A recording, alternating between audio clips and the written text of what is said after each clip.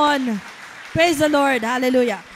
Amen. Praise God. Magandang hapon po sa inyo lahat. Maging sa mga nakatune in sa atin. Marami po ang mga hindi nakapunta dahil na rin siguro sa baha. At yung iba ay nanonood sa atin. Naniniwala po tayo na hindi malayo ang Diyos, na kahit saan po tayo ay kaya tayong abutin ng Panginoon. Amen. Pwede po ba sa oras na ito tayong lahat ay yumuko at tayo muling magpuri kay Lord? Sa ating pong bibig, hindi po natin minsan kailangan ng musika, ng may tutugtog sa ating harapan, but you can make your own music from your heart. So sa oras ito, bago ho tayo makinig ng salita ng Diyos, sige po, pwede po ba purihin natin si Lord kahit po isang minuto ng pagpupuri sa Kanya. Come on, church, hallelujah. Bigyan natin ng karangalan ng Diyos. Bigyan natin ng kaluguran ng Panginoon sa oras na ito.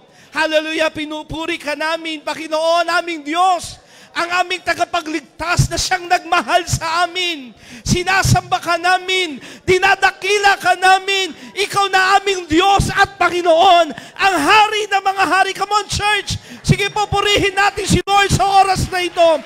Pwede natin itaas ang ating kamay, iwagayway natin sa Panginoon, at sabihin natin, pinupuri kita, aking Diyos, aking Panginoon, aking tagapagligtas. Hallelujah! Come on, church! Hallelujah! Hallelujah! Jesus! Jesus! Jesus! Oh, hallelujah! Hallelujah! Manalangin tayo, dakilang Diyos. Salamat muli sa pagkakataon na anuman ang aming dinadanas, anuman ang mga hamon sa buhay na ito sa aming kapaligiran, kami ay lagi pong nakasandal sa iyo. Ikaw ang aming tinitignan, ikaw ang aming pag-asa, ikaw ang aming buhay, Panginoon. Kaya anuman ang aming harapin, O Diyos, lagi po kaming alam naming magtatagumpay. Hayaan mo, O Diyos, maging sa aming pakikinig muli ng iyong salita. Mangusap ka sa amin. At hayaan mo, O Diyos, buksan mo ang aming puso at meron po kaming matanggap na magbibigay sa amin ng kalakasan, ng kalayaan. Salamat po, walang ibang maitaas, walang ibang mapapurihan kundi ikaw lamang. In Jesus' mighty name. And everybody say, Amen and Amen. Praise God. Bago tayo umupo, pakisabi sa kanan at kaliwa mo, may gagawin sa iyo si Lord ngayon. Hindi po aksidente at hindi sayang ang ating pagpunta sa lugar na ito. Amen. Sige po, palapakan natin na malakas ang ating Diyos na buhay. Amen. Tayo pong lahat ay makakaupo. Sa loob po ng 7 araw na, no? May kasabihan po ang matatanda, ewan ko narinig nyo na yung salitang siyam-siyam. Na? Yung salitang siyam-siyam, parang di ba, ang tagal mo naman, naghintay na ako ng siyam-siyam dito. Di ba? Para bagang yung kasabihang yon ay may kinalaman sa tagal. Pero ito po'y kasabihan ng matatanda na kapag panahon ng tag-ulan, ay may tinatawag pong siyam na araw na umuulan. Kaya mga tao nagsasabing siyam-siyam na, ang tagal-tagal na, wala akong magawa kasi umuulan. Doon po nagmula yung salitang siyam-siyam. At napansin natin, pang 7 araw na huyata ngayon, na walang hinto ang ulan. At marami sa atin nakapanood ng mga balita na talaga ang buong Metro Manila, pakipindot. Meron ba ako rito? Ayan. Ang buong Metro Manila ay talagang binaha. Meron ba rito mga bahay nila ay binaha? Ayan, marami po, no? Sino rito ang nahirapan pumunta ng trabaho dahil sa baha? Tama?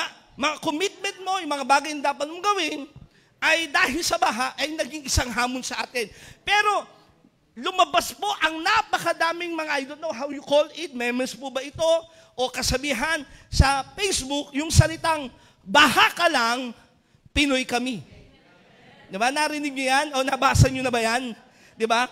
Actually, nag-research ako sa Facebook, nakita ko ang iba't ibang mga, anong tawag dito? Memes ba ang tawag dito? Memes? Memes? I don't know how you call it. Dahil mga kabataan tawag dyan? Memes. Sabi nung isa ganito, baha ka lang, pakipindot, sige po, Shopee boy ako. Diba? Baha ka lang, Shopee boy ako kahit anong baha. Marami mga nagtatrabaho, mga delivery boy, tinuloy pa rin nila. At mga kapatid ho natin nandito, yan ang kanilang trabaho, nilusong nila ang baha. Baha ka lang, Shopee boy ako. Isa naman, baha ka lang, magkakapi ako. Ito po, hindi ko gawa-gawa ito, ni-research ko ito, at ito po talaga yung lumabas ngayong panahon ng baha. Hindi po ito yung mga noon, kundi ngayon yan. Baha ka lang, magkakape ako. Meron naman, pakipindot, baha ka lang, gutom ako. Kita niyo yan, no? Kahit baha na, bahala kayo. Gutom ako, baha ka lang. Yung isa, nakakatuwa, I think this happened in Nueva Ecija, some part of that place. Sabi niya, bagyo, baha at lindol ka lang, in love kami. Kaya, ano nangyari? Nagtatuloy ang kanilang kasal. Di ba? Ngayon itong memes na ito, pati sa JTG Manila, nakita ko marami rin ang gumawa. Di ba? Yung isa, binidyo niya, baha ka lang, a-attend ako. Di ba? I think this is last Thursday, midweek service natin. Yung grupo ng mga kabataan natin, bagyo ka lang, buo ang aming samahan. Kahit bahana, bagyo na, nandiyan pa rin sila, nagpe-fellowship pa rin yung ating mga kabataan. At ang ating pag-uusapan ngayon, kasi ito yung hinaharap natin. Maraming problema, suliranin, sitwasyon sa buhay, alalahanin, baha ng buhay, bagyo ng buhay, may virus, may lindol na nangyari. Pero sabihin natin, no, yung problema ka lang, bagyo ka lang, no, alalahanin ka lang, and then, ano yung kasunod na dapat nating ilagay? Kasi, yung iba, Pinoy ka lang. Di ba? Pinoy, baha ka lang, Pinoy kami. Di ba? Shopee boy kami, magkakape ako, gutom ako. Yung isa nga, hindi ko na nailagay kasi video eh. Gamer kami. Nakita niyo yun? Baha na, nakupo sila doon sa computer shop, at tuloy pa rin ang laro. Di ba? Hindi nung kanilang ginagawa. Di ba? And listen to me, itong problema, lindol, bagyo, baha, hindi ho natin kontrol yan. Tama ba? Hindi ho tayo ang may kasalanan yan. Hindi natin yung kontrol. But that is part of life. Sabi mo sa katabi mo, part ng buhay yan. Ang alin? Ang ma-stress, part ng buhay yan. Di ba yung lagi tayong nakakaramdam ng stress because of work, because of the situation, may mga anxiety na nangyayari sa atin. Tulad nung sinabi ni Pastor Manel kanina, totoo po yun. Nung lumindol ng mag-alas 5 ho yun, I think that's 5:40 something, no? Nung lumindol, gising na gising kami ni Mami, nagising ho kami. Isang salita lang sa akin ni Mami, Daddy, lumilindol, nagising ako. Kinuha ko agad yung aking cellphone at binubuksan ko yung flashlight kasi nag-brown out. Tama? Imagine mo, hindi ko mahanap kung saan yung flashlight. Saan ba yung flashlight? Iniisip ko, paano ko ibababa yung 3 anak namin. Siyempre, no, pag lumakas yung lindol, alam naman natin itong ating lugar, hindi natin alam kung anong masasabi. Hindi natin alam kung anong mangyayari. But that's part of life. Yung mental problem is part of life. Yung minsan di ka makatulog, nag-aalala ka, may anxiety attack, and that's part of life. Talagang nangyayari yan. Sabi sa katabi mo, bahagi ng buhay yan. Katulad ng sakit karamdaman, that's part of life. Di ba? Hindi ka man tamaan ng virus, ng COVID, may Delta variant na ngayon, sigurado lahat mo tayo isang araw ay magkakaroon din ng sakit. Hindi ka mamamatay sa coronavirus, maaaring mamatay ka sa sakit sa puso. Diabetes. Di ba? Atake sa puso. Ano pa ba? Yung mga ibang mga sakit. Nawa, katulad ng lola ko, yun ang aking panalangin. Ang lola ko po nung mamatay ay 99 years old. At ang kanya kamatayan, ito po ang aming patotoo sa kanya, hindi namin siya dinala sa ospital, hindi ho siya, nilalagyan namin ng pampers, hindi ho siya nagpapalaban ng kanyang damit. Siya mismo ang gumagawa sa kanyang sarili. At nung mamamatay siya, nung araw na mamamatay siya, pinatawag niya isang manggagawa at ang sabi niya, pwede bang kantahin mo yung paborito kong worship song? At yun yung kantang, Kay Buti-Buti Mo, Panginoon.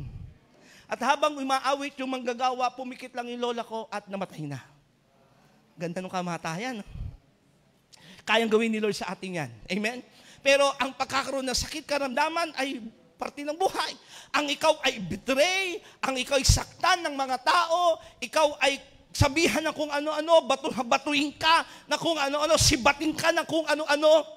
Yan yun, kasama na yun. Ay bahagi ng buhay. Tama ba? Nakakaranas po tayo ng mga bagay na yan. Amen? Pero yung salitang bagyo ka lang, problema ka lang, suliranin ka lang, no? Sitwasyon ka lang sa buhay, dahil kami ay, paano ho natin ito nasasabi? Sa kabila ng totoo lang, ang hinaharap nating pagsubok minsan ay napakalaki. Minsan ba na-overwhelm kayo sa problema?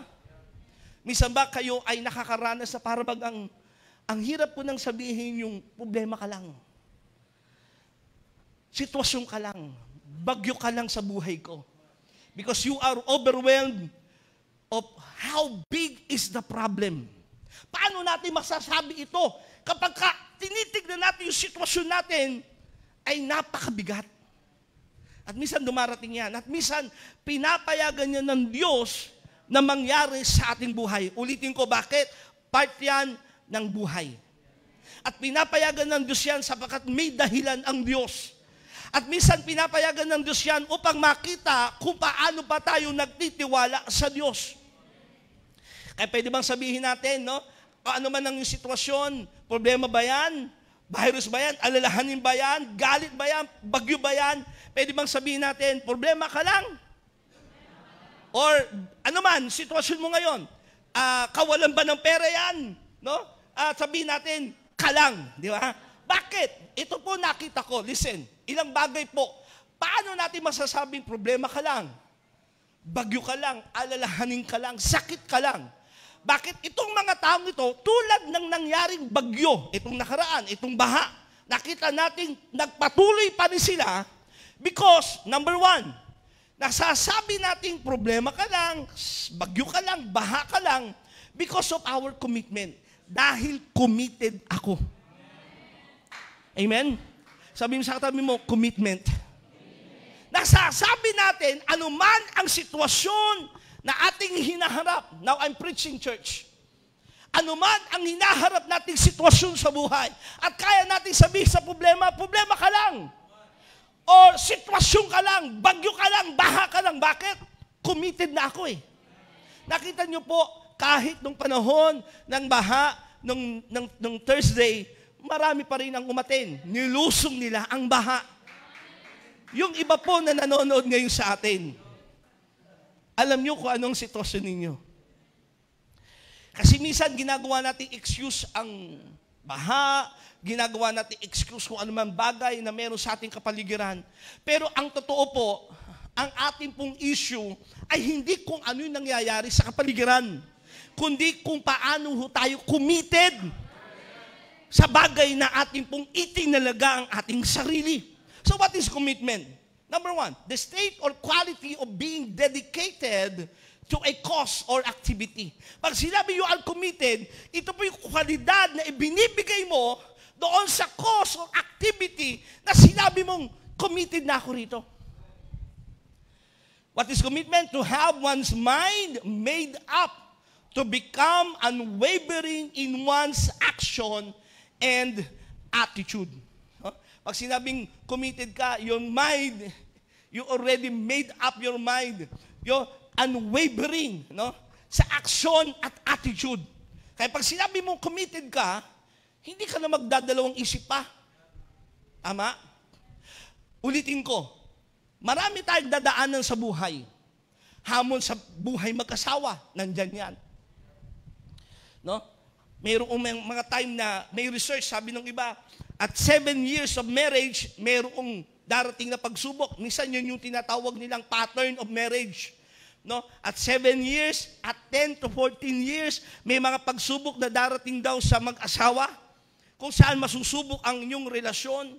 Kaya alam nyo po, pagpasok sa pag-aasawa, hindi na po yan yung love-love lang, yung feeling, ikaw ay kinikilig. Kaya mga kabataan, ang pag-aasawa ay hindi po yan sa emosyon lang. Yung feeling mo, dahil kinikilig ka, tuwing nakikita mo siya, parang yung puwet mo gumaganyan. Ito na siguro mapapangasawa ko. Hindi. Kasi pagkabuhay mag-asawa ng usapan, hindi na po yan feeling laging cloud nine, na parang lagi kang kinikilig. Mawawala po yung kilig moment na yan. Anong papasok? Papasok yung commitment. Amen? At minsan, kaya tayo sumusuko. Kaya tayo umaayaw, kaya tayo humihinto, ay dahil sa issue ng commitment.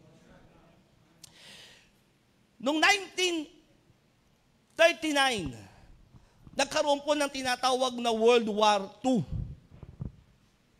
Kung saan, ang Japan ay tinangkang sakupin ang buong mundo. Okay? Buhay na yata niya si Pastor Lito. Biro lang. Hindi pa naman. Oo, naalala ko kasi yung lola ko,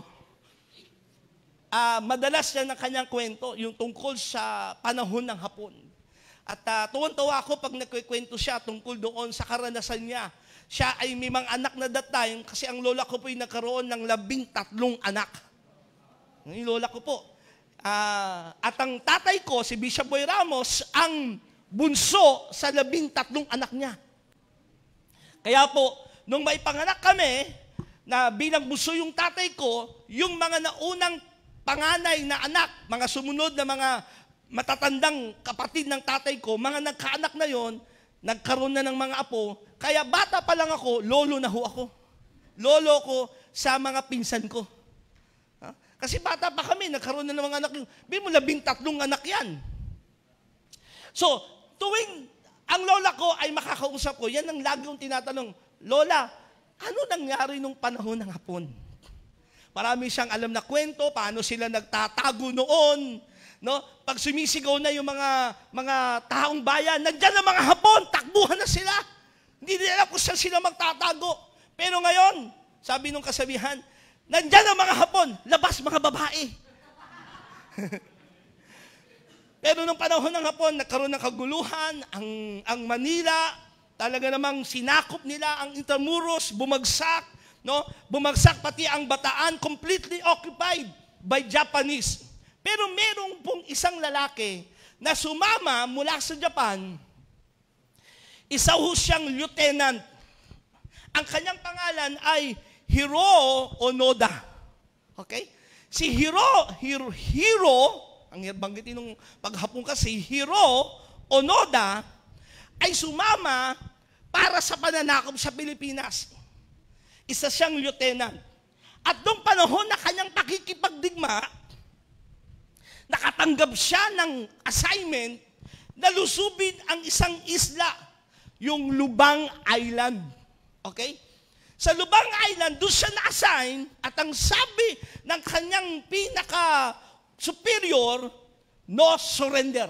Alam niyo, ang Hapon, pagka may sinabi sa kanila at iniutos ng nakatataas sa kanila, ay yung commitment nila talagang nandoon. So, itong si Hiro Onoda, the young soldier, had orders not to surrender. A command he obeyed for nearly 3 decades. Kasi mula noong, anong taon nyo kanina? 1939, natapos po ang digmaan ng 1945. Pero si Hiro Onoda, listen, akala niya hindi pa tapos ang labanan. Okay? Nasa island siya, nag-surrender na yung mga Hapon kasi alam natin yung nangyari, binomba ng Amerika ang Hiroshima at ang Nagasaki.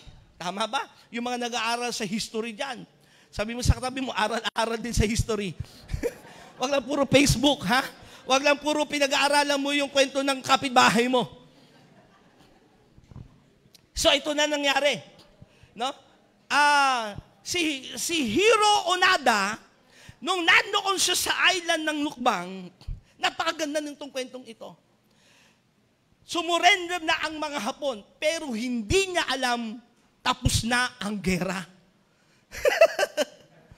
Wala siyang alam na tapos na. Bagamat nakakarinig siya ng balita, tapos na ang gera, sumurrender ng mga Hapon, ayaw niyang maniwala. Kaya alam niyo po, sa loob ng 3 dekada, 29 years, si Hiro Onoda ay nasa bundok ng Lukbang Island. Nandun siya, piling niya, may gera pa rin. Nakikipaglaban siya. No? Pumupunta siya kung ano-ano mga maliliit na mga grupo. At talagang, nag-survive siya sa ganung kapamaraanan. Actually, ginawa ng gobyerno, Para yung mga marami kasi mga nagtago pa rin mga Hapon sa bawat isla. Nagpalipad sila ng eroplano, naghulog sila ng mga flyers na nagsasabing tapos na ang gera. Nabasa pa nga niya to. Sabi niya, hindi totoo ito. Hindi totoo. Hapon eh. Ayaw niyang maniwala. Hanggang isang araw, may mga estudyante mula sa Hapon, lumipas ng ilang mga taon, hinanap nila itong si Hiro Onoda sa kabundukan. No? At ang pangalan noon ay pangalan ng isang sasakyan, Suzuki. Suzuki yata yung pangalan ng lalaki. Okay? At nagkita sila, nahanap niya, sabi niya, totoo po, tapos na ang gera. Kailangan mag-surrender na po kayo. Pero alam niyo, sabi niya, hindi ako susurrender, I never retreat, never surrender, hanggat hindi inuutusan ng superior ko na nag-utos sa akin. Kaya nangyari po, hinanap nung kabataang iyon, yung commander in charge sa kanya. No? Si Hiro Onoda, na nasa jungle ng Lubang Island, when Suzuki returned to Japan, no, he told to Japanese government of Onoda's condition. And then the government tracked down Onoda commanding officer, which is Major Yoshimi Taniguchi. No? Si Taniguchi, mga pangalan talaga. Ngayon, Suzuki, Taniguchi. At ang ginawa nila, kasi itong si Taniguchi ay nagbebenta na lamang ng libro sa bookstore sa Japan. Ginawa niya, pumunta siya at lumipad sa Pilipinas, hinanap niya sa isla ng Lukbang itong si Hiro Onoda, at ang sabi niya, surrender now. Because the war is finished. 30 years na! Pero anong ginawa niya? He's committed doon sa utos sa kanya. So dahil yun ang utos sa kanya na ng kanyang superior, ang ginawa niya, he surrendered. Pakipindot.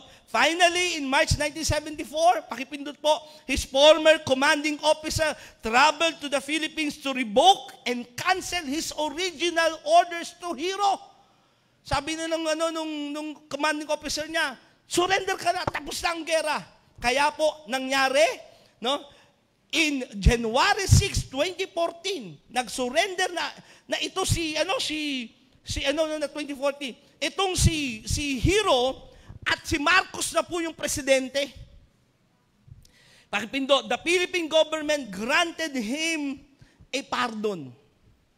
3 taon na hindi sumurrender hanggat hindi sinasabi ng commanding officer niya na sumurrender. Ganun po yung kanyang commitment. A soldier who is committed to fulfill the directive of his commander. Nakita niyo yun? Ha? 30 years, yung kanyang akala pakikipaglaban. Kasi may cause siyang ginagawa. Meron siya tinanggap na direktiba sa kanyang commanding officer. Nandiyan kayo? Kahit anong sabihin ng mga tao sa kanya, nagpalipad pa ng mga flyers, ng mga balita, pero hindi siya naniwala hanggat hindi sinasabi ng kanyang commander. Ganong kaloyal, ganong kakumited itong Hapon na ito. Ano yung problema ng maraming Pilipino? Nandiyan kayo? Sa kanya, 30 years committed siya hanggat di niya narinig mismo sa commanding officer niya. Tayo minsan, linggo lang ang lumipas. Kaya mahirap natin sabihin, pagsubok ka lang, problema ka lang, baha ka lang. Hindi natin masabi, minsan joke lang sa atin yon. Kasi bakit? Hindi ho tayo talaga committed doon sa utos sa atin ng Panginoon. Ang kailangan natin gawin, we have to be committed to God's cause. Pag alam mo kung anong pinagagawa sa iyo ng Diyos, you have to be committed. Sabi sa katabi mo, you have to be committed. Saan? Doon sa cause na pinagagawa ni Lord. Amen? Hindi pwede pa bago-bago ang iyong isipan. Hindi pwede pa bago-bago ang iyong pagpapasya. Para masabi mong, bagyo ka lang. Committed ako. Kailangan alam mo bakit mo kailangan gawin yun. Halimbawa, bumaha. Alam naman natin, hindi may kakaila. Pero sabi nga ni Mami kanina, hindi ka naman mamamatay sa baha. Amen? At minsan, Talagang pinapayagan ng Diyos yan. At ang katotohanan, marami pang baha na haharapin tayo. Marami pang pagsubok, marami pang sitwasyon, trahedya sa buhay. Pero kung hindi ho tayo magiging committed doon sa gusto ng Diyos sa atin, mabilis tayong aayaw, mabilis tayong susuko, mabilis tayong magtatago at hindi natin alam kung saan tayo pupunta. Nawawalan tayo ng tamang direksyon. Hello? Kaya sabi mo sa katabi mo, be committed. Tulad ng kwento ni Nehemiah, nakatanggap siya ng balita. Siya po ay isang nagtatrabaho sa palasyo. Kanyang trabaho ay tagapagsalid ng alak ng hari. Tagapagdala siya ng alak para sa hari. Pero minsan may mga dumalaw doon sa palasyo na kung saan siya nagtatrabaho, nalabas sa Israel, nasabi sa kanya ng mga bumisitang Hudyo na yung wall ng kanilang bayan, na kanyang mga ninuno ay bagsak. At lahat na nakatira doon sa lugar na yon sa Jerusalem, anytime ay pwedeng pasukin at patayin ang kanilang bayan. Nagkaroon ng matinding burden itong si Nehemiah. Naiyak siya. Sabi niya, hindi pwedeng mangyari ito. Actually, Nehemiah chapter 1 verse 11, O Panginoon, pakinggan ninyo ang panalangin ko at ng iba pang lingkod ninyo na nagnanais magparangal sa inyo. Pagtagumpayin po ninyo ako ngayon at loobin po ninyong kahabagan ako ng hari. Kasi nailagay na sa puso niya na kailangan itayo ang muog ng Jerusalem. Kasi bagsak.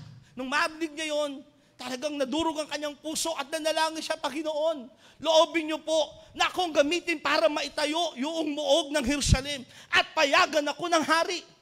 Kaya kinabukasan, ito maganda, tumugon agad ang Diyos. Habang nagsasali siya ng alak, basahin niyo po sa inyong mga Bible, habang siya ay nagtatrabaho doon sa hari, napansin ng hari na malungkot itong si Nehemiah. At ang sabi sa kanya, parang malungkot ka ngayon, ano bang dahilan? Sinabi niya, narinig ko po ang balita sa bayan ng aking mga ninuno na yung muog po doon ay bagsak. At anytime, pwedeng lusubin yung aming bayan at lahat po'y mamatay. Anong sabi ng hari? Anong gusto mong gawin? Gusto ko pong itayo ang muog ng Jerusalem. Ang sabi ng hari, gano'n bang katagal yung trabaho mong yan? Maikli lamang po, bigyan niyo ako ng panahon at babalik po ako. So pinayagan siya sa madaling salita ng hari doon sa misyon na gusto niyang gawin. Ito na po, nung pumunta na siya sa bayang Israel, at nag-announce siya, itatayo natin muli ang muog. Meron tayong assignment, meron tayong purpose, meron tayong cause. Hindi mawawala na laging merong negatibo. May mga taong laging labag, laging galit, laging labag sa gusto mong gawin. When Nehemiah rebuilt the Jerusalem walls, during the process, two of his biggest opponents, Tobiah and Sanballat. Laging may Tobiah at Sanballat sa buhay natin. Nandiyan kayo? Pag meron kang cause na pinagagawa sa ni Lord, kapatid, hindi may iwasan, laging may mga oposisyon. Sabi sa tabi mo, laging may oposisyon. Part na ng buhay natin na laging may critic, mayroong oposisyon, tulad ni Nehemiah, may Tobiah at Sanballat, na kung saan gumawa sila ng iba't ibang schemes. Iba't ibang paninira. They lied, sent messengers with false threat, tried to intimidate him, and did everything they could to lure Nehemiah away from his divine purpose. Kung ano-ano paninira, hindi nyo magagawa yan, hindi nyo matatapos yan. Pag itinayo nyo yan, may asong lobo lang, tumba agad yan. Inaasar nila itong si Nehemiah. Pero alam nyo po, hindi natinag ang lingkod ng Diyos na maitayo yung muog na yon. The man of God stayed the course because he is committed to his cause that God gave it to him. Pag committed ka, kapatid, ano man ang sabihin ng tao sa'yo, pagpapatuloy ka. Madaling sabihin, baha ka lang. Pero minsan, pagsalita na ng tao ang ating haharapin, umaayaw na tayo. Chismis lang, minsan, sumusuko na tayo. Meron ka lang narinig na salita sa church, keso ganyan ka, ganun ka, nasaktan ka na agad. Ayoko nang pumunta sa church. Ganito pala. Pagtapos ng aking mga ginawa, nakita naman nila ang aking katapatan. Nakita nila active na active ako. Bakit ganon? Hello? At susuko tayo agad. Listen to me. Pag may pinagagawa at may assignment ang Diyos sa'yo, listen, i-expect mo na lagi may Tobias at Sambalat. Pero you have to stay to your course. Kailangan manatili ka sa pinagagawa sa'yo ng Diyos. Amen ba? Kung tinawag ka ng Diyos maglingkod, siguradong haharap ka ng marami mga pagsubok at suliranin. Pero sa mga bagay na yan, huwag kang bibigay. Huwag kang aayaw. Magpatuloy ka. Committed ka at sabi mo, problema ka lang. Alalahanin ka lang. Sitwasyon ka lang. Hello? Kawalan ka lang ng pera. Kundi ako committed na ako eh. Ano man ang harapin ko, kung ano man ang chismis, kung ano man sabihin ng tao, kung ano man paninira sa akin, hindi mo kayang kontrolin yun. Amen? You have to stay to the course na pinagagawa sa iyo ng Panginoon. Alam mo, nakakatawa because Nehemiah is committed. Nehemiah completed the massive project in record time. Just 52 days. 52, may isang buwan at 3 linggo lang. Natapos niyang buuin yung nasirang muog. May mga naninira pa niyan. Actually, yung dalawang si Sambalat at Tobaya, nag-scheme pa silang patayin si Nehemiah. Gusto nilang papatay yung propeta. Nandiyan kayo? Pero anumang plano ng kaaway, listen to me, anuman ng pananakot ng ibang tao, ng kaaway sa buhay mo, kung kay mananatiling tumatakbo doon sa layunin ng Diyos sa buhay mo, makikita mo isang araw matatapos mo yon. Why? Because you are committed. Kaya pwede mong sabihin, chismis ka lang. Committed na ako eh. Hello? Nananakot ka lang. Committed na ako eh. Amen? Bagyo ka lang, problema ka lang. Wala, committed na ako eh. Kaya anuman ang baha, kahit lumangoy ka pa, dapat magpatuloy ka. Amen? Bakit? Kapag ka ikaw ba'y nabaha at ikaw'y nabasa, dadami ka ba?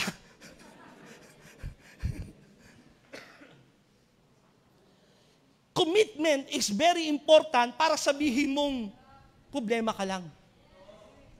Kasi kung hindi ka committed, konting pagsubok lang, ayawan na. May marinig ka ng salita na labag sa damdamin mo at darating yan. Hello? Hindi lahat ng tao ay sang-ayon sa nangyayari sa'yo. Ang iba nga dyan, nagpapanggap na kakampi mo. Nagpapanggap na nasa likod mo, pero naghihintay ng pagkakataon na itulak ka, ihulog ka sa bangin. Hello? Pero kang hihinto. Bakit? Committed ka na. Commitment is very important para masabi mong, baha ka lang, a-attend ako. Amen? Sabi mo nga sa tabi, baha lang yan. Attend ka pa rin. Why? Many Christians have made a decision about Christ but have not made a commitment to Christ's cause. Marami kasi nagsabi, ako kay Kristo na, nagdesisyon silang para na sila kay Kristo. Pero ang totoo, yung commitment nila sa bibig lang, pero wala sila doon sa mga utos at gustong ipagawa ng Diyos sa kanila. Kaya ang sekreto, be committed to a God who is absolutely committed to you. Maging committed ka sa Diyos. Hindi ka pwedeng natitinag dahil lang sa bagyo, problema, suliranin, chismis o anumang gawa ng tao. Amen? Isang bagay na pwede mong i-commit kay Lord. Committed to God to make Him first. Itong yung commitment. Para hindi ka matinag at masabi mong, baha ka lang! Hello? Pagpapatuloy ako. Bakit? Committed ka na unahin lagi ang Diyos. Amen? Pera ka lang. Tukso ka lang ng pera, pero magpapatuloy ako. uunahin ko pa rin si Lord. Matthew chapter 6, verse 33, kabisado natin lahat, but seek ye first the kingdom of God and His righteousness, and all these things shall be added unto you. Amen? Problema ka lang, baha ka lang, sitwasyon ka lang, chismis ka lang, dahil committed ako. Sumunod. You can say, problema ka lang, baha ka lang, virus ka lang, lindol ka lang, hello, sitwasyon ka lang, alalahanin ka lang. Bakit? May Diyos ako. Amen? Sabay-sabay nga natin sabihin, may Diyos ako. Bakit ka mag-aalala? Bakit ka magpapakain ng mga problema, suliranin na para bagang wala kang Diyos? Tumayo ka at magpatuloy. Lumaban ka sa laban ng pananampalataya dahil meron kang Diyos. Ang pagsuko ay para sa mga taong walang Diyos. Meron lang tayong isang susukuan ng Diyos. Pero pagdating sa problema, hindi tayo susuko yan. Pagdating sa sitwasyon sa buhay, hindi tayo matitinag sa bagay na yan. Sabi mo nga sa tabi, huwag kang papatinag. Huwag mong hayaang yung mga bagay na nangyayari sa iyong kapaligiran ang magpahina sa iyo. Ang magpabagsak sa iyo. Bakit? Problema ka lang eh. Virus ka lang. May Diyos ako eh. Anong sabi ng Bible at anong ginagawa ng ating Diyos? Psalms 46 verse 1, God is a refuge and strength, always ready to help in times of trouble. Na-overwhelm tayo minsan sa problema, suliranin, lalo kabi-kabila, hindi pa natatapos, nandyan na naman ang another problem. Tama? Pinahang bahay mo, pati yung trabaho niyo, nakakatanggalan. Ang dami mga sitwasyon pwede mangyari. Pero tandaan nyo lagi, ang Diyos ay laging nandiyan, laging handang tulungan ka sa anumang problema meron. Huwag mong tignan yung laki ng problema mo. Don't tell God that you have a big problem. But tell to your problem that you have a big God. Huwag mong sabihin yung laki ng problema mo sa Diyos. Lord, ito yung problema ko, napakalaki ng problema ko, Lord. Grabe itong dinadanas namin ngayon, Lord. No, sabihin mo, sa problema, malaki ka man, pero mas malaki ang aking Diyos. Amen? Para masabi mong problema ka lang, may Diyos ako eh. Amen? Virus ka lang, COVID-19 ka lang, may Diyos ako. At ang aking Diyos ay may pangalang higit sa lahat ng pangalan. His name is Jesus, that every knee shall bow and every tongue shall confess that Jesus is Lord. His name is above every name. Mas malaki ang ating Diyos. Kaya anuman ang battle na yung haharapin, huwag mo sabihin napakalaki ng battle mo. Anuman ang hinaharap mong problema, huwag mo sabihin, ay, ang laki ang problema ko. Grabe, nakaka-overwhelm. Siguro kung meron mang epic battle na meron sa Bible, na maiisip natin na labanan, pinaka-epic battle siguro yung kay David at kay Goliath. Tama? Ito yung picture kung saan hinarap ni David ang isang napakalaking mandirigma. Halos doble ng kanyang tangkad. Pero bago po niya harapin ito yung sitwasyon. Si Goliath, na kalaban ng Israelite, pakipindot, ay lagi pong naghahamon sa bayang Israel kasi gusto nilang sakupin ang Israel that time, ang Pilisteo na kanilang kalaban. Ito sabi ng Bible, 1 Samuel chapter 17, verse 4, 10, and 16. Isang pangunahing mandirigma ang lumabas mula sa kampo ng mga Pilisteo. Ang pangalan niya ay Goliath at siya'y mula sa lungsod ng Gat. Ang kanyang taas ay halos 3 metro. Pagka inanin niyo po yan sa feet, no, sa tangkad, 9 feet po, mahigit ang tangkad nitong si Goliath. Ang pinakamatangkad yata ngayon sa basketball, 7-footer. Napakalaki na po nun. Minsan meron akong karanasan nung nasa Amerika ako, nagpunta ho kami sa Disneyland. Nagsisiyar ako, may tumabi sa akin basketball player. Habang nagsisiyar ako, sabi sa akin, yes? Yung pong NBA player na may kambal, may makakambal ho silang naglalaro sa nakalimutan ko na yung kanyang pangalan. Pero ang tangkad, 6'8 yata, 6'7 ho yung laki nung lalaki. Pero tingin ko, Goliath na eh. Imagine si Goliath ay 9-footer. Napakalaki. At ito ginagawa niya, verse 10, hinahamon ko kayo. Ngayon, ang hukbo ng Israel, pumili kayo ng ilalaban nyo sa akin.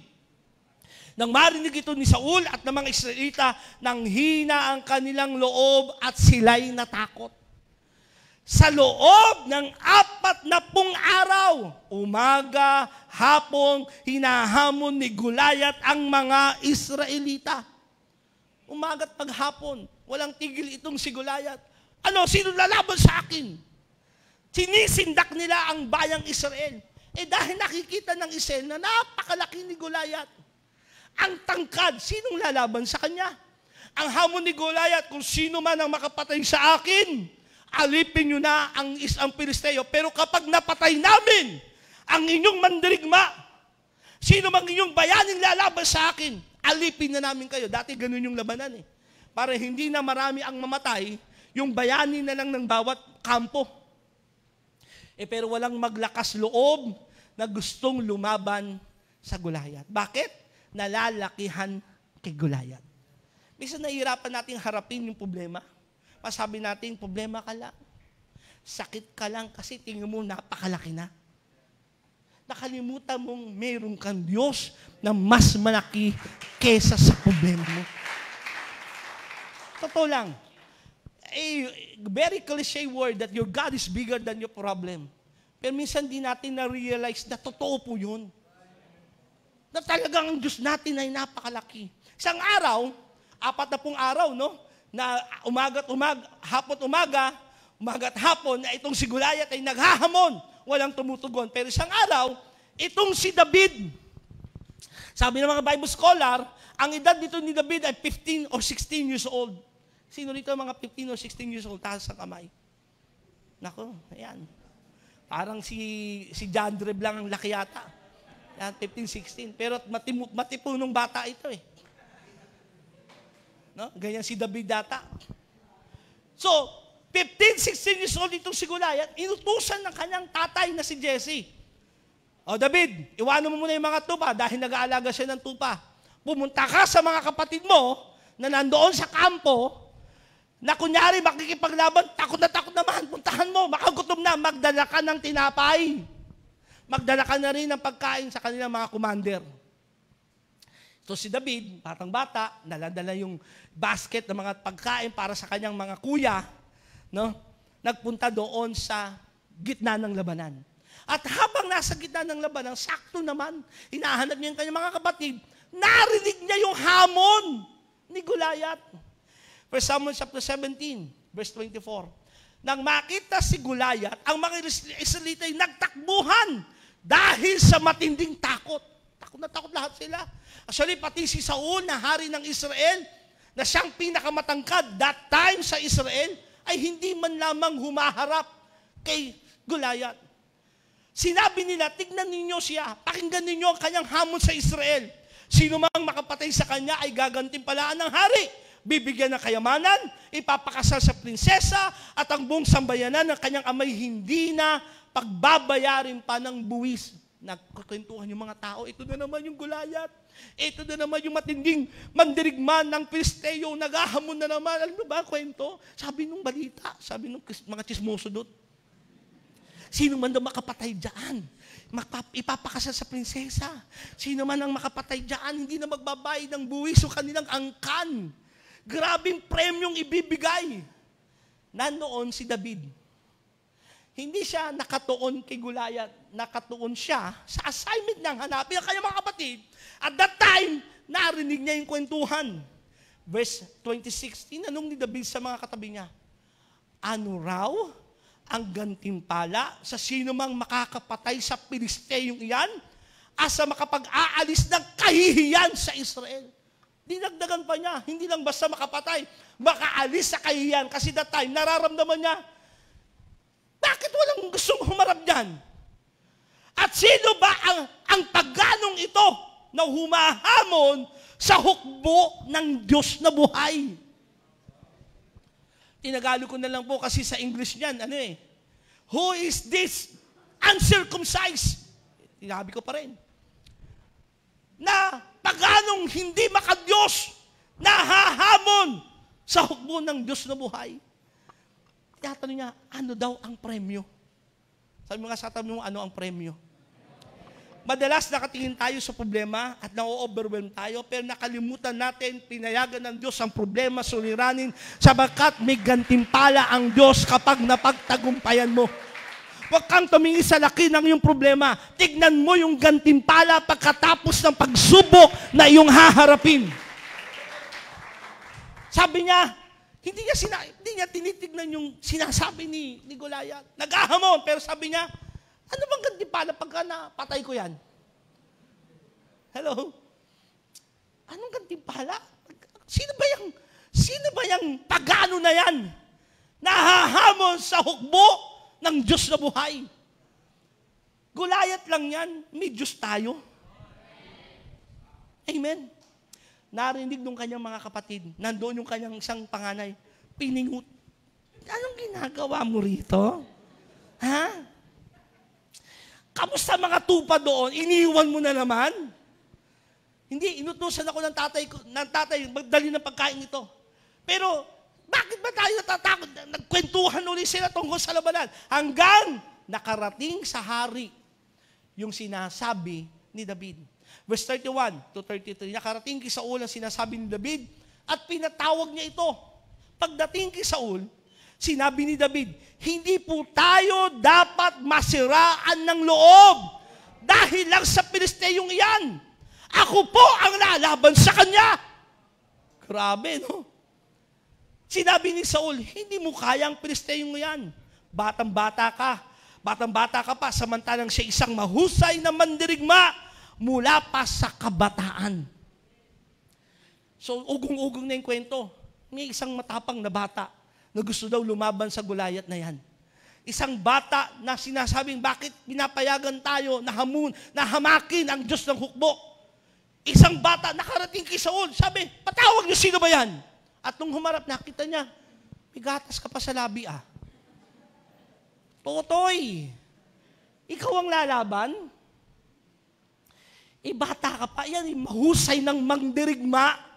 Alam niyo, ito po yun, listen to me. Minsan, totoo lang, pagdating sa problema, marirealize mo talaga at may mga taong ipapamukha sa'yo yung laki ng sitwasyon. Hello? Minsan, nakatingin ka na sa Diyos, nang maasa ka sa kayang gawin ng Panginoon, sinasabi mo, problema ka lang, may Diyos ako, pero may mga tao sasabihin, uy, nababaliw ka na yata. Hindi mo ba alam talagang grabe yung sitwasyon ngayon? Ipapamukha sa iyo yung nangyayaring sitwasyon ngayon. Bakit? Hindi sila nakatingin sa pananampalataya. Nakatingin sila sa nangyayari sa sitwasyon ngayon. Sabi mo sa katabi mo, huwag kang papa-apekto. Amen. Magpatuloy ka sa iyong inaasahan sa Diyos. Magpatuloy kang tumingin sa laki ng ating Diyos at kakayanan niya sa ating buhay. May mga tao talagang, pagka lumilipad ka na sa faith, gusto kong hilahin pababa. Naranasan niyo yun? Mangangarap ka, pero yung mga taong sisirain yung pangarap mo sa salita. Tama? Ipaparealize, uy, di ka naman tapos ang pang-aaral, gugawin mo yan. Wala kang pera, mangangarap ka mag-business. Diba? Ipapamukha sa yung sitwasyon mo, yung laki ng sitwasyon. Pero listen to me, anuman ang pagsubok na ating harapin, pagsubok lang yan, pagsubok ka lang, problema ka lang, baha ka lang, but you have to remember your testimony in time of your battle. Pwede mong sabihin, pagsubok ka lang, may patotoo na ako. Ito sinabi ni David, sabi ng Saul, paano ka lalaban sa mandirigma na yan, mahusay yan? Anong sabi ni David? Verse 34, ngunit sinabi ni David kay Saul, ako po ang nag-aalaga sa kawan ng aking ama. Kapag ang isa sa mga tupang inaalaga ko'y tinatangay ng leon o oso, hinahabol ko po ito at inaagaw ang tupa. Kapag hinaharap ako ng leon o ng oso, hinahawakan ko ito sa panga at pinapatay. Nakakapatay na po ko ng mga leon at mga oso. isasama ko po sa mga ito ang Pilisteyong iyan.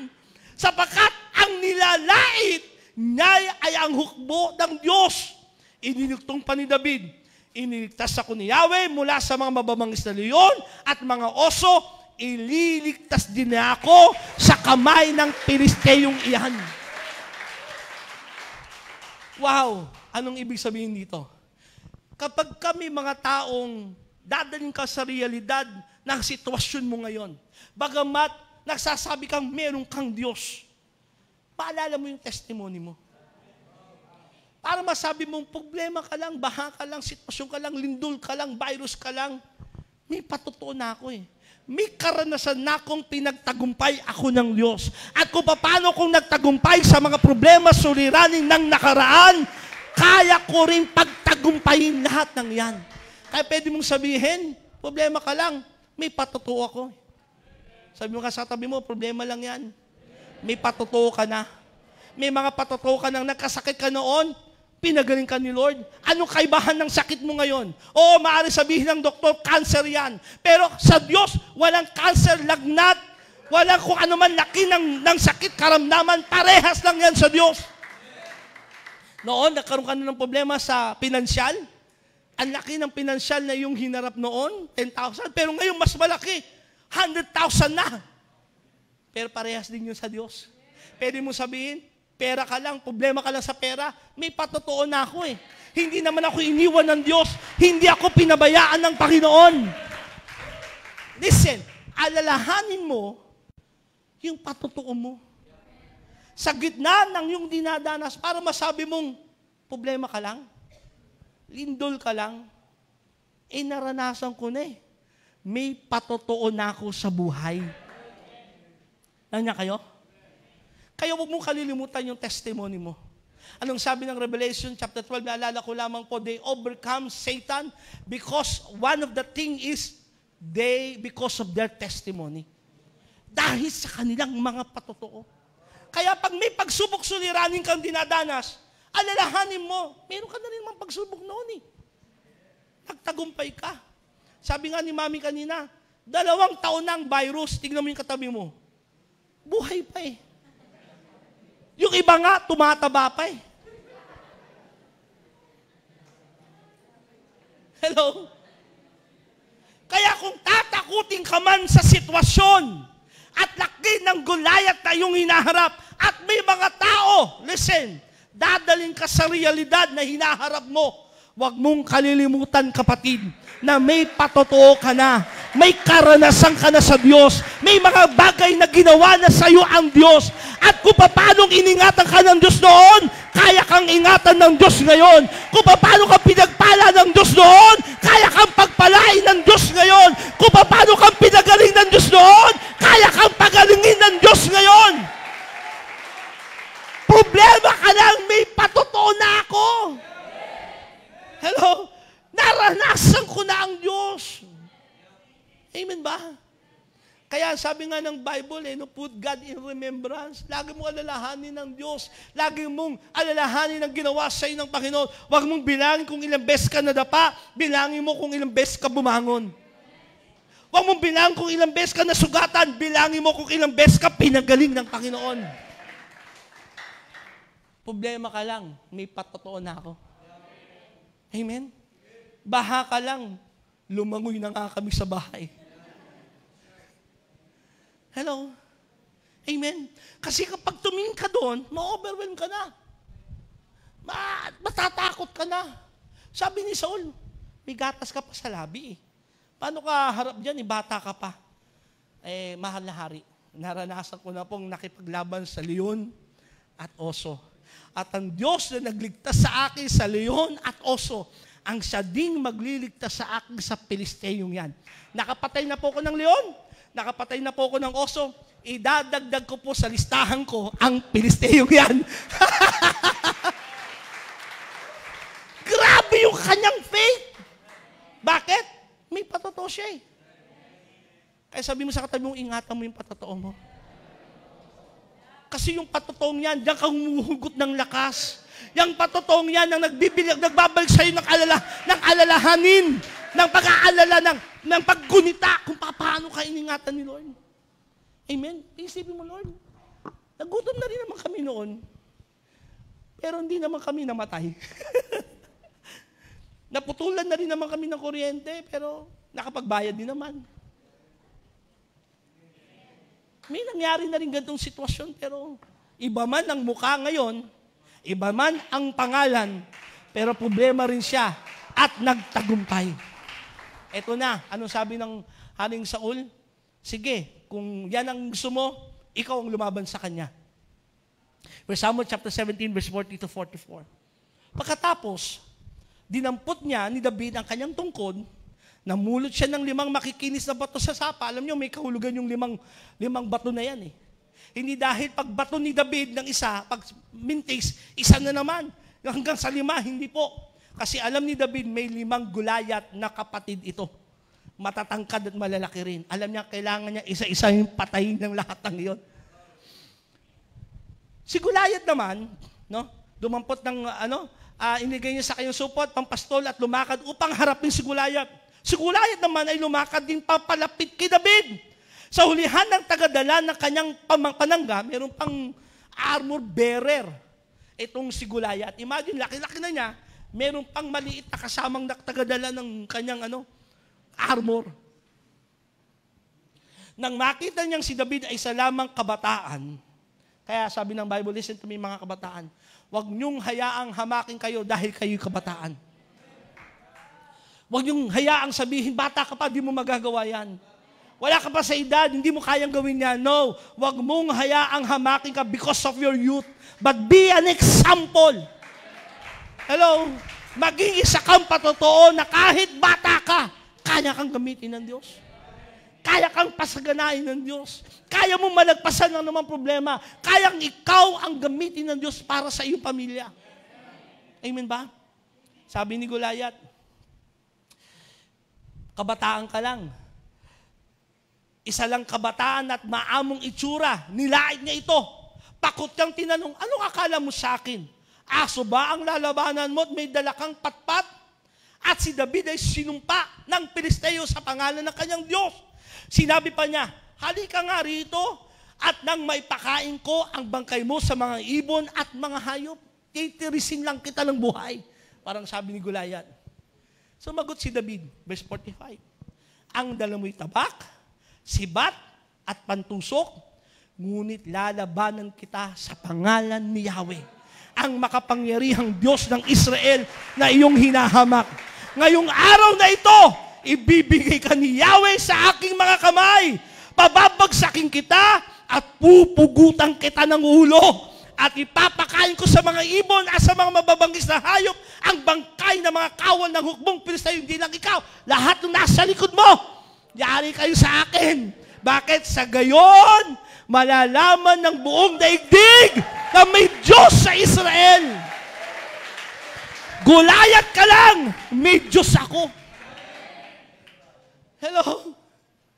Gulayat ka lang, problema ka lang. May Diyos ako eh. Sabi ni David, nilalait mo ako? Ikaw pupugutan kita ng ulo. Ipapakain kita sa mga ibon. Yung mga nasa likod mo na nagmamalaki sa'yo, isasama ko silang lahat. Grabe yung kanyang tapang. Grabe yung kanyang paniniwala sa kanyang Diyos. Bakit? Upang malaman ng buong mundo, may Diyos ang Israel. Ano kinakatakot mo sa problema mo? Wala ka bang Diyos? Ano kinaalala mo sa nangyayari sa iyong kapaligiran? Wala ka bang patotoo? Hello? Sabi mo nga sa tabi mo, problema lang yan. May Diyos tayo eh. Amen? And hindi lang basta Diyos yung Diyos natin. Kasi si Gulayat sumumpa din sa Diyos niya. Pero napansin nyo ba? Maliit na dilang ang ginamit. Kasi hindi totoong Diyos. Pero yung Diyos ng Israel na pinagmamalaki ni David ay isang Diyos na hindi lang basta Diyos. We have a big God. Ano mang laki ni Gulayat, he's 9-footer. Napakalaki. Sa basihan ng tao. Pero sa basihan ng Diyos, si Gulayat ay walang may pagmamalaki. Ganon din sa problemang iyong hinaharap. Malaki man yan, pero mas malaki pa rin ang Diyos. Anong sabi ng Bible? Gano'ng kalaki ang Diyos? Isaiah 66 verse 1, English Standard Version, "Thus said the Lord, Heaven is my throne, and the earth is my footstool. What is the house that you will build for me, and what is the place of my rest?" Sabi niya, ang langit ang aking trono, ang lupa ang tungtungan ng aking paa. Napakalaki ng ating Diyos. Literally, hyperbole, nanya kayo? Spiritually, the truth is, merong tayong Diyos na anumang laki ng ating hinaharap na sitwasyon, malaki pa rin ang Diyos natin. Nanya kayo? Actually, minsan, na-overwhelm tayo, hindi natin maiwasan talaga dahil sunod-sunod ang problema. At bilang tao, napapatingin tayo sa kanan, kaliwa, harap at likod natin sa mga problemang meron tayo. Pero kapatid, gustong ipaalala sa iyo ng Diyos, mas malaki pa rin ang iyong Diyos. Gaano kalaki siya? Ang langit, ang kanyang trono, ang lupa, ang kanyang tungtungan. Siguro kung pag-uusapan ng laki, wala nang mas malaki pa sa universe. Pag pinag-usapan ng laki, hanggang ngayon, hindi kayang malirip ng isip ng tao ang laki ng universe. Kasi ang mundo, pag tinignan tayo, ikaw sa mundo, halos gaano ka lang, parang hindi ka patuldok eh. Halos wala ka lang sa mundo. Ano kayo? Pero yung mundo natin, pagka inilagay sa perspektibo ng galaxy na Milky Way, halos gatuldok lang din ang mundo. Pero ang galaxy ng Milky Way, pagka inilagay sa perspektibo ng buong universe, hindi pa rin kasi billions of galaxies ang meron sa buong universe. Pero yung universe, ang sabi ng Bible, Isaiah chapter 40 verse 12, "And God measured the heaven with His span." Dinangkal lang ng Diyos ang universe. Grabe! Can you imagine that? Yung universe na hindi natin maisip, ma-comprehend ng ating isipan ng laki ng universe. Pero sinabi na ng Biblia, sinukat niya ang kalangitan ng dangkal. Dinangkal lang niya. Ibig sabihin, hindi kayang sukatin ng laki ng ating Diyos. Hindi kayang isipin ng lawak, ang lalim, ang laki ng Diyos natin. Tapos problema mo lang, para ka ng takot na takot. Sabi mo sa katabi mo, problema lang yan. Malaki ang Diyos natin. Malaki man ang sitwasyon mo, malaki man ang iyong hinaharap. Sinabi ng doktor, mamamatay ka na, tapos wala pa kayong pambayad sa ospital. Mamamatay ng mahal mo sa buhay, tapos wala pa kayong pera. Ngayon, pag wala kang pera, may sakit ka, parang hihintayin mo na lang mamatay ka eh. Pero problema lang yan. Sitwasyon lang yan. Sakit lang yan. Mas malaki ang ating Diyos. Imagine niyo, no? Laki ng universe, pero sinukat lang niya. At ang sabi ng Bible, sabi ng Romans, at ang buong kalawakan ay magsasalita sa kadakilaan ng ating Diyos. Ang kalawakan ay nilikha niya. Bakit? Para patunayang malaki ang Diyos natin. Kaya sabi mo sa katabi mo, huwag kang papadala sa problema mo. Sikuyin mo ng malakas, huwag kang matatakot sa problema mo. Huwag kang papadala sa sinasabi ng sitwasyon mo. Oo, ang realidad, eto, may problema tayong hinaharap. Pero problema ka lang, malaki ang Diyos ko. At ganito, kalaki ang Diyos. Isa pang patotoo. Sinukan niyang universe sa dangkal niya. Pero alam nyo, ang laki ng Diyos natin, hindi lang sumukat ng dangkal, gumanyan din. At ang sabi ng Bible, ganito kanya kamahal. Namatay siya para sa iyo. Ano man laki at lawak ng ating Diyos, hindi siya kayang sukatin ng buong universe, pero naging tao. Bakit gayon na lamang ang pag-ibig ng Diyos sa iyo? Mahal na mahal ka niya. Kaya ano ang iyong pinoproblema? Malaki man ang problema mo. Grabe man ang iyong dinadanas. Pwede mong sabihin, problema ka lang. May Diyos na nagmamahal sa akin. Hello? Problema ka lang, suliranin ka lang, may Diyos na nagmamahal sa akin. Yung napakalaking Diyos na hindi kayang i-contain ng buong universe ay naging tao. Bakit? Mahal na mahal niya tayo. Kaya ang sabi ng Bible, Romans chapter 8, verse 35 to 37, who shall separate us from the love of Christ? Shall tribulation or distress, persecution, famine, nakedness, danger, or sword? Just as it is written, for your sake we are being put to death all day long. We were considered as sheep to be slaughtered. But in all these things, ano man lang yung haharapin, kapahamakan man, kagutuman, tribulation, persecution, distress, at kahit parang ipapatayin kang isang tupa na dinadala sa katayan, lahat ng ito, you can overwhelmingly conquer through Him who loved us. Naintindihan niyo po yung talatang yon? Ano man ang yung hinaharap na problema, kahubaran, kagutuman, persecution, may mga tao magsasabi sa iyo, manlalain sa iyo, laki ng problema mo, kung ano man, para kang tupang dinadala sa katayang wala kang magawa. Pero lahat ng yan, hindi lang basta magtatagumpay, overwhelmingly na kaya mong pagtagumpayan. Bakit? Dahil sa Diyos na nagmamahal sa iyo. 1 John 4:4, you, dear children, are from God and have overcome them, because the one who is in you is greater than the one who is in the world. Malaki ang sitwasyon na hinaharap natin. May pandemic, may bago na namang virus, walang tigil itong bagyo, ulan, baha, lumindol pa, dami mga anxiety nangyayari sa ating kapaligiran, mga hindi magagandang balita. Pero kapatid, mas dakila ang spiritong tinanggap mo na nasa sayo kesa sa anumang meron sa mundo. Pwede mo sabihin sa Kanya, problema ka lang, malaking Diyos ko. At hindi lang basta malaking Diyos, kundi yung Diyos na yon ay nagmamahal sa akin. Tayong lahat ay tumayo. Anong sitwasyon mo ngayon? Anong iyong hinaharap? Sakit ba yan? Karamdaman, bagyo ng buhay, alalahanin, kalungkutan, baha, virus, problema. Pwede mong sabihin, problema ka lang. O ano man yung hinaharap mo, committed na ako eh. May patutuon na ako. May Diyos ako. At hindi lang basta may Diyos na nagmamahal sa akin. Kaya kapatid, wala kang hindi mapagtatagumpayan. Sabi mo sa katabi mo, wala kang hindi mapagtatagumpayan. I want to encourage you today, kapatid. Nang kalat ang memes, baha ka lang, Pinoy kami. Pero marami, totoo lang, hindi pa ka binabaha, umaayaw na. Hindi pa ka dumarating ang bagyo, sumusuko na. Pero ikaw na anak ng Diyos, you can overwhelmingly conquer everything dahil sa Diyos na nagmamahal sa iyo. So, sa ito tayong lahat ay pumikit. Hallelujah. I feel the anointing of the Lord right. I feel the presence of God.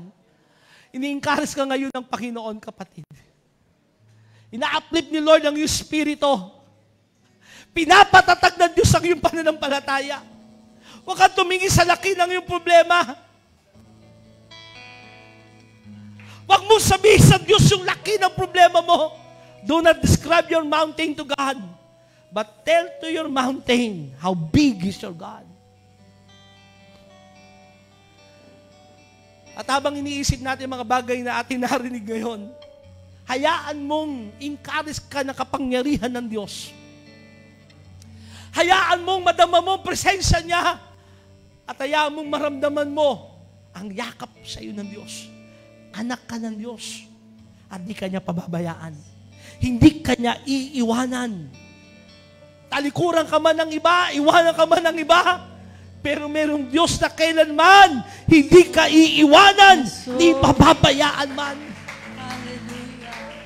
Magtiwala tayo lagi sa Kanya.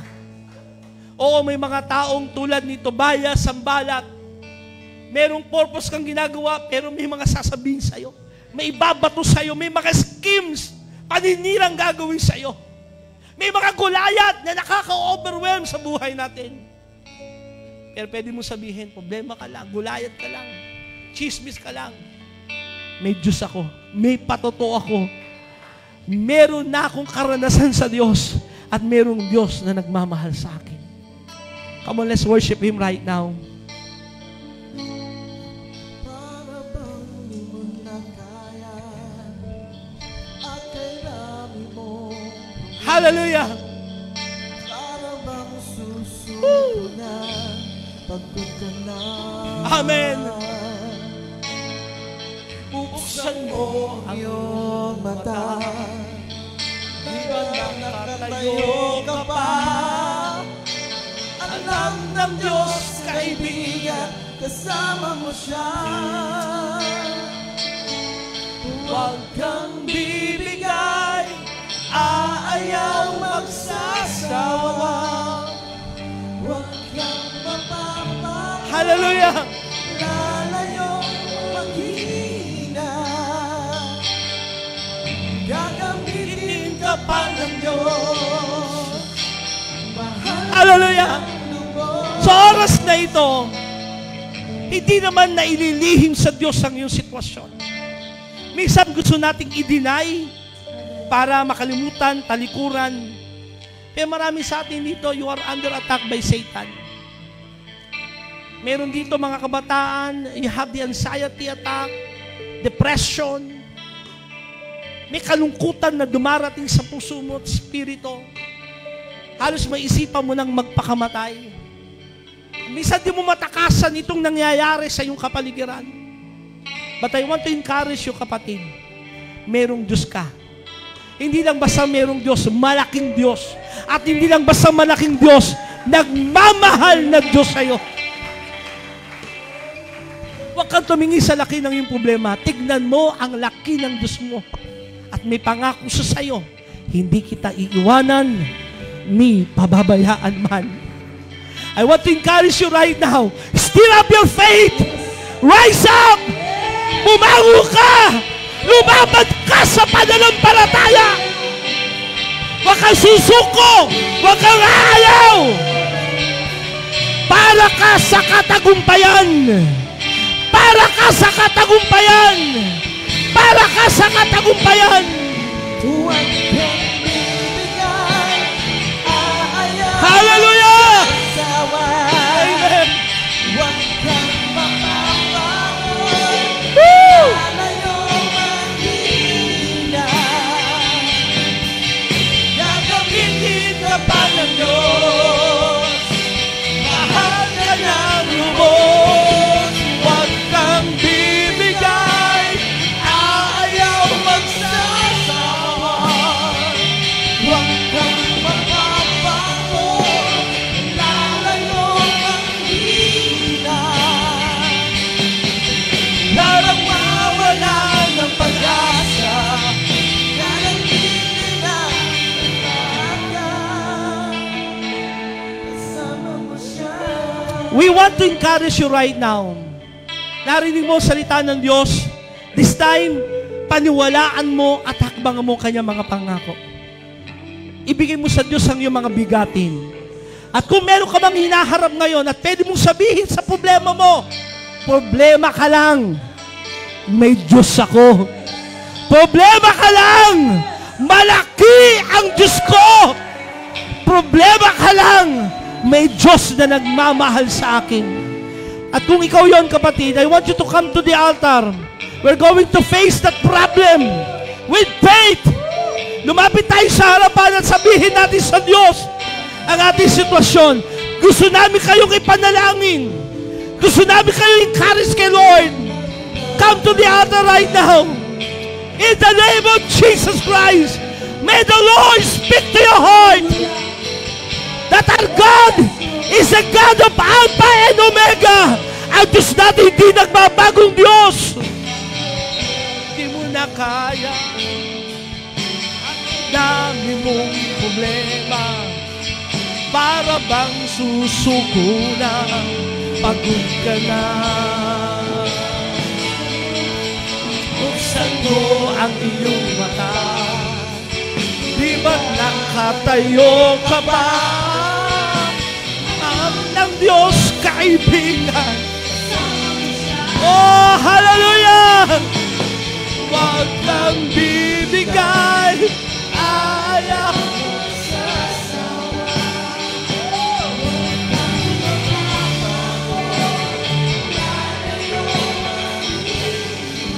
As we continue worshiping the Lord, Tawagin ko po ang ating leadership, mga pastor.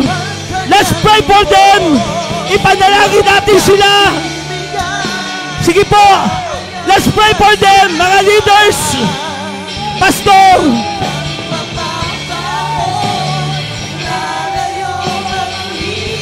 Amen. Walang mawawala ng pag-asa.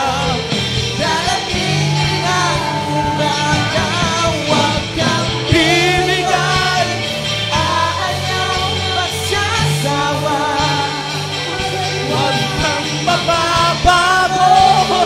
Lalayo ang hinay. Gagamitin ka pa ng Lord. Mahal ka niya. Come on, church. Let's pray for them. In the name of Jesus. Huwag kang mapapago. Lalayo ang Amen.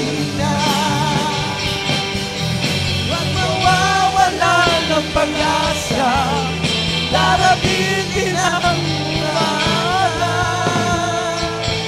Kasama mo siya.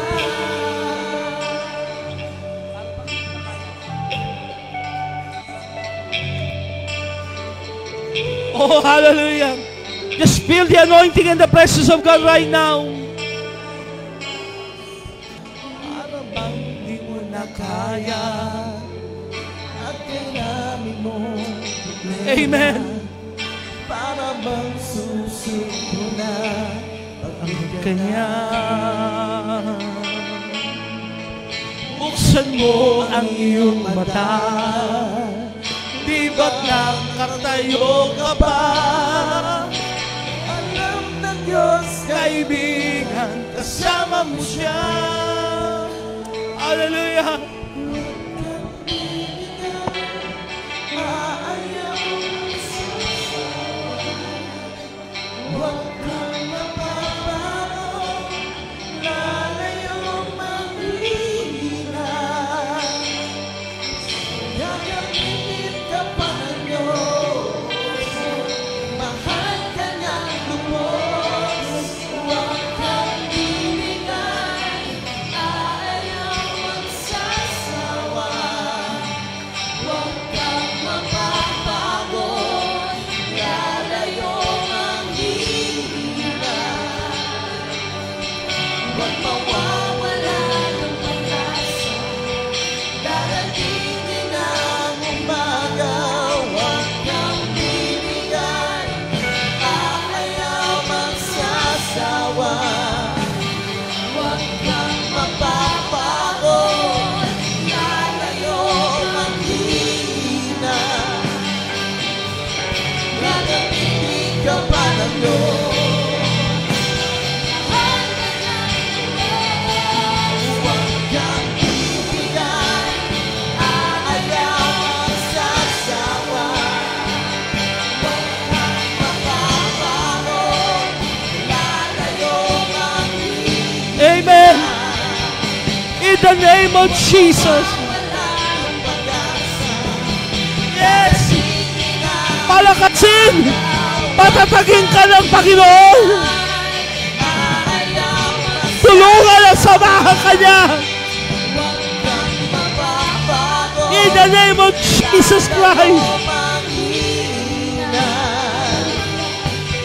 Gagamitin ka pa ng Diyos. Mahal ka niya. Oh, hallelujah. Huwag kang bibigay. Ayaw magsasawa. Huwag kang mapapago. Lalayo manghihina. Oh, si Kabayala, baba. Mawawala ng pag-asa. Darating ang umaga. Huwag kang bibigay. Ayaw magsasawa. Huwag kang mapapago. Lalayo manghihina. Gagamitin ka pa ng Diyos. Mahal ka niyang lubos.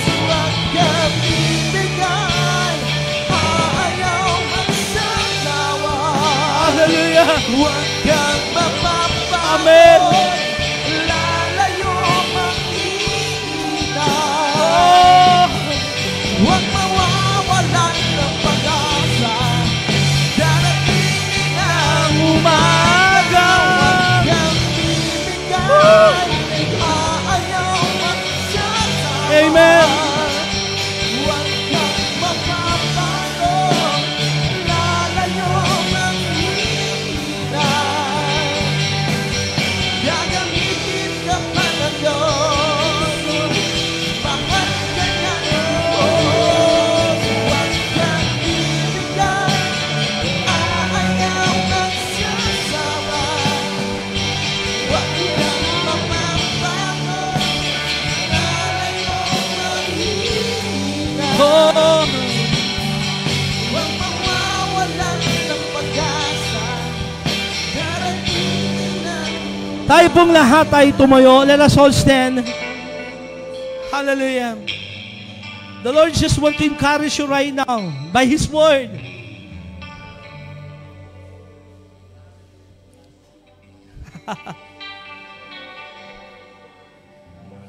Dumarating ang season na pinapalitan at binabaliktad ng Diyos ang iyong sitwasyon ngayon.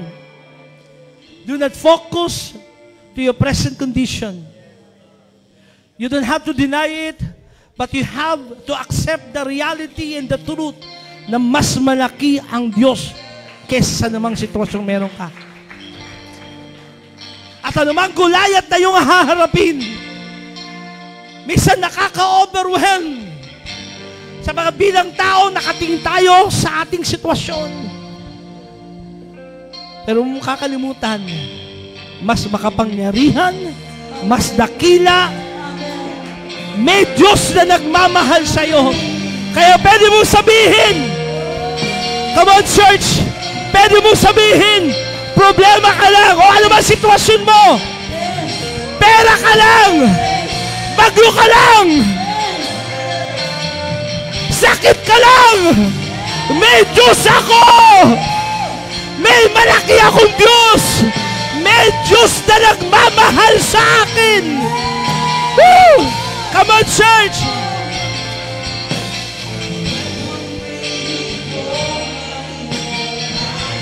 Amen!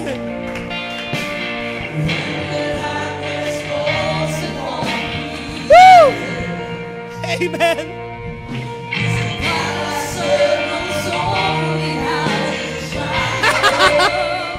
Woo!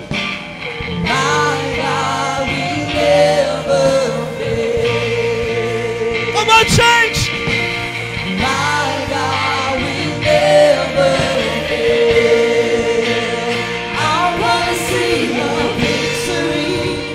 I'm gonna see a victory, for the battle belongs to you, Lord.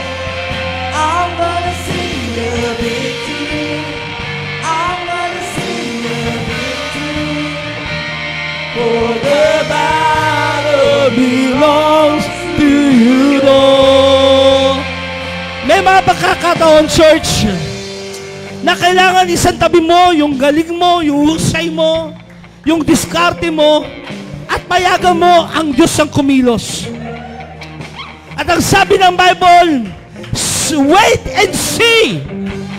Maghintay ka at makita mo kung papaano ka tutulungan ng Diyos. Madalas gusto nating tayo ang lumaban sa laban natin, pero mabibigo tayo. Gawin natin, Lord, malaki man ang problema ko, pero alam kong mas malaki ka, at alam kong para ko sa katagumpayan. Come on, church! Power in the mighty name of Jesus. Yes! Woo! Every war he wages, he will. I'm not backing down from any giant. 'Cause I know how. 'Cause I know how he's showing. Yeah. 'Cause I know how he's showing. Yeah. I'm gonna see a victory. Woo!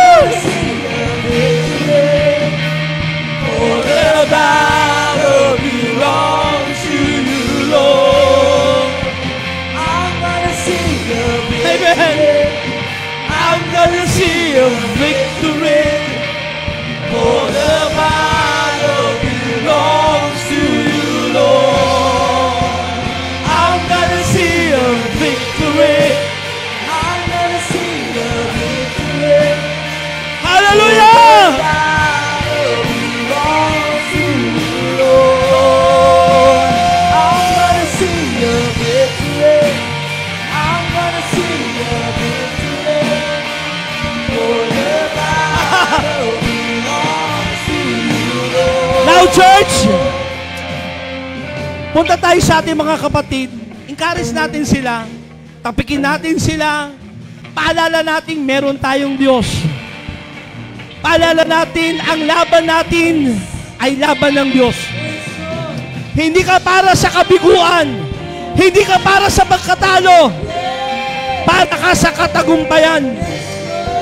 Sapagkat ipinangako na ng Diyos sa atin na makikita natin ang tagumpay ay para sa atin.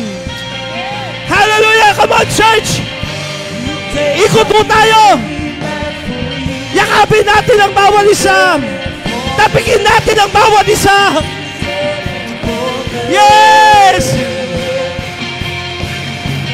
You take what the enemy meant for evil and you turn it for good. Woo! You turn it for good. Amen!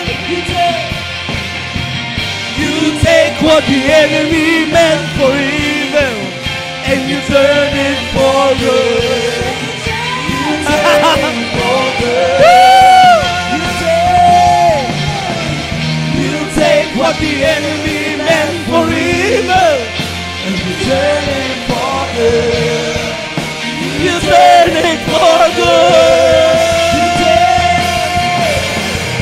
You take what the enemy meant for evil and turn it for good. Hallelujah! For good. You take what the enemy meant for evil and you turn it for good. You turn it for good.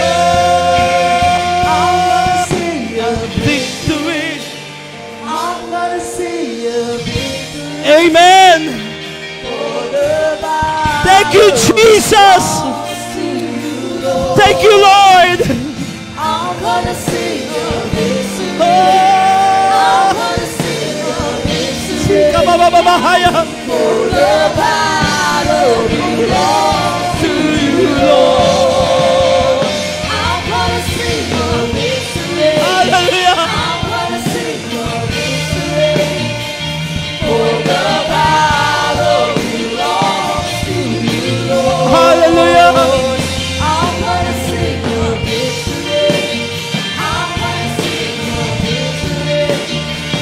For the battle belongs to you, Lord.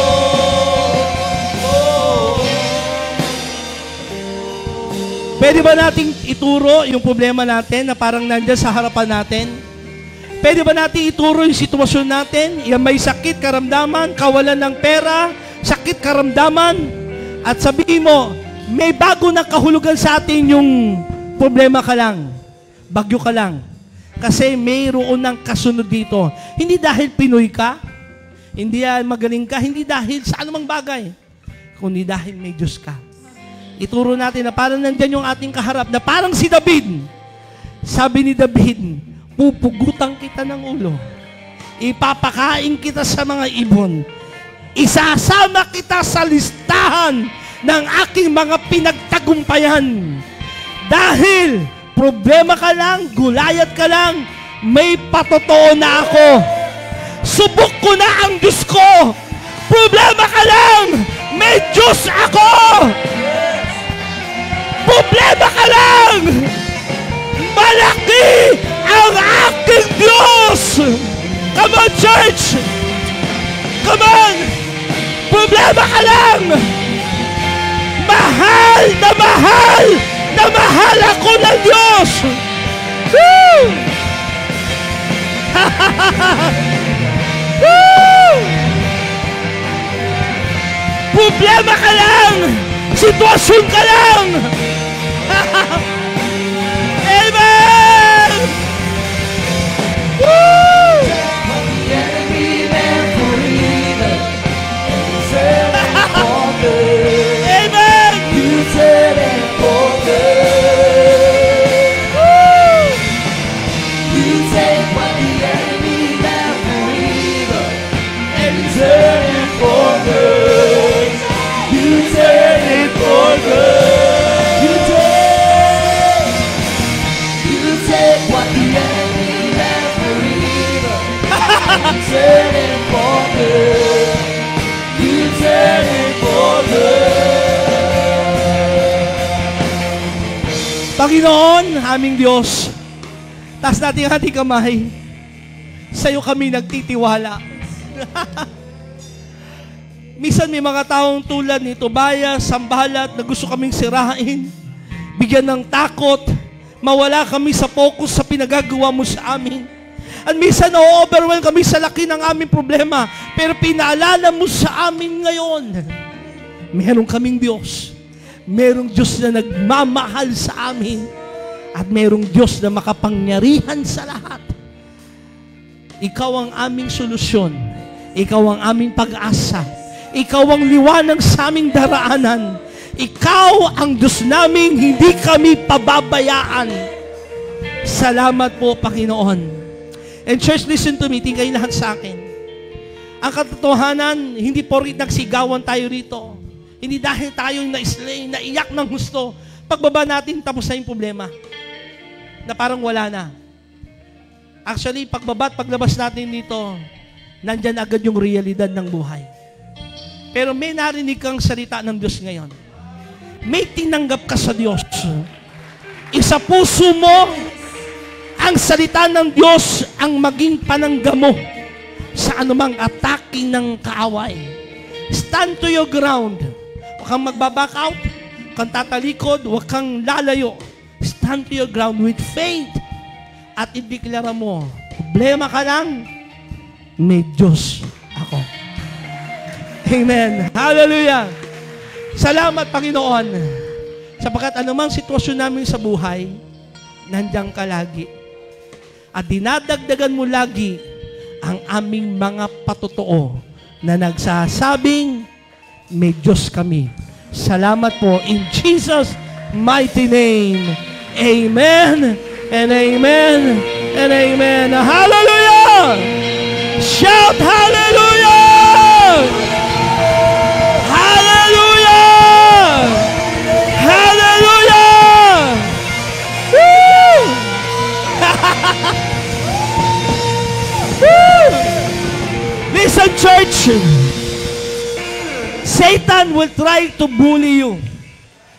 Because Satan is a big bully. Ibubuli ka niya, gusto kanyang takutin, pero face him with faith. Face him with the Word of God, with determination and belief. Meron kang Diyos. Sabi sa atin mo kang papabuli sa kaway. Sapagkat pinagtagumpay na tayo ni Lord. Pwede ba sa oras to, let's celebrate? Come on, let's celebrate ang ginawa na ng Diyos sa ating buhay.